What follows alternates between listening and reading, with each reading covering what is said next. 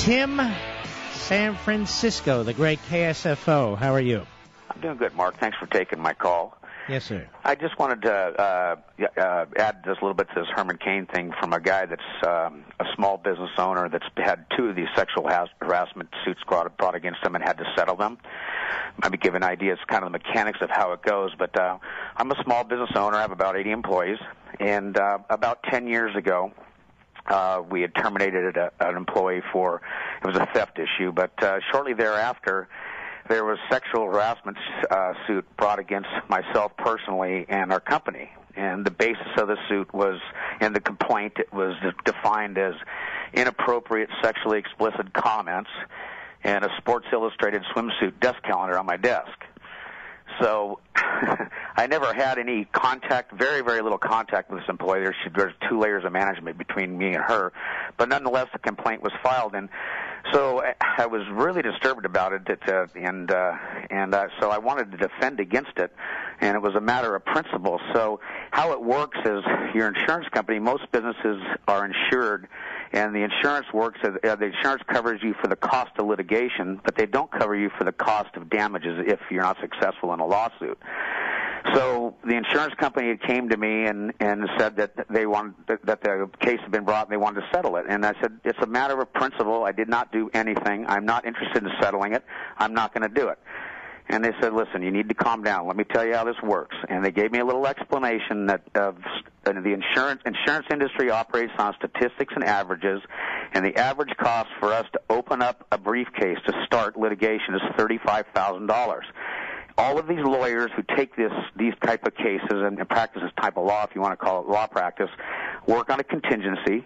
And if you have particularly a single young woman, this is a prime target for that, but they bring the charges against you, and the lawyer knows what the settlement amount of $35,000 is. And I said, well, I still, I don't want to have this around my neck. And they said, listen, don't be foolish. If you go to court, in a liberal court. All right, so what's the bottom line? The bottom line is $35,000, 5 figures, and I had 2 of them, Mark. And when the second one was a slam dunk, and it wasn't me personally, it was a manager and our company, and I'll be doggone if the settlement wasn't $35,000 again. The second one was a slam dunk. But I wanted to add something to this. Hold on. I want to slow you down. Okay, sorry, Mark. So you're represented by the insurance company lawyer at the time as well, I take it, right? Correct. And did they seal the agreement? Yes, they did, and that's interesting, and because there was an agreement that we had to sign at the end, and the way that the agreement was written was to protect the plaintiff for future employment. And there's no doubt the way that. Okay, this is why I want to slow you down a minute. Okay. Because people seem to think that it is only the accuser, him or herself, that wants these things sealed. It is not. Excuse me, I mean the target or the alleged perpetrator who wants the thing sealed, or the company who wants the thing sealed. It is often the accuser, because, as you point out, the accuser wants to get another job at someplace and somewhere. That's correct. And they asked me, I was like, I don't. What's the confidentiality agreement for? And that's exactly the explanation was to protect for future employment. So it was to protect the plaintiff. Mm-hmm. Now, what I've read in the paper here in the Washington Compost is the lady who's represented by this blabbermouth lawyer who keeps complaining that somehow Cain has violated the confidentiality agreement, but this guy's already told us there's a non-disparagement provision in the agreement, which you have to assume, but he's got that in there. And we also now know that this lady is now a federal employee. It would be interesting to find out if, in fact, she revealed to her employer at the time, the hiring federal government, whether or not she was involved in this case. That would be interesting. I have one more thing to add before you cut me loose here. I think that Herman Cain has a really good opportunity that I hope he doesn't let slip away. But being a small businessman and Herman being a little bit on the outsider coming in, this would be a wonderful platform because we all know, and I'm surprised that none of the GOP running mates are running on this. We desperately need, and this is an example, we desperately need tort reform.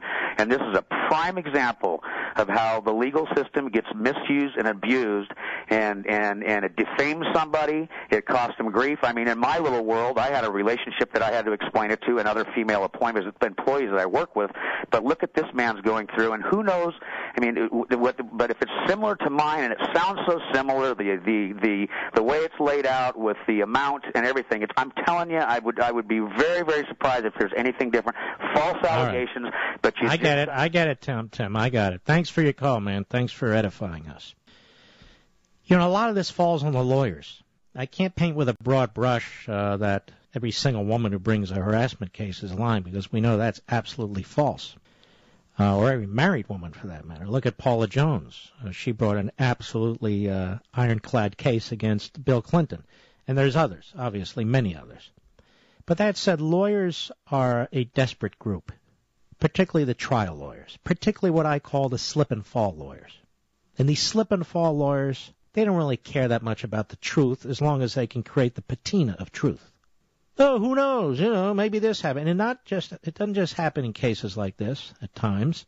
Happens in slip-and-fall cases. You got a little store. Somebody claims that they fell in front of the store and the store wasn't. These are nuisance suits. So they want $10, $15, $20, $25, $30,000 to go away. And there are people who do this all the time, and there are lawyers who represent people who do this. So it is an issue. It is a problem.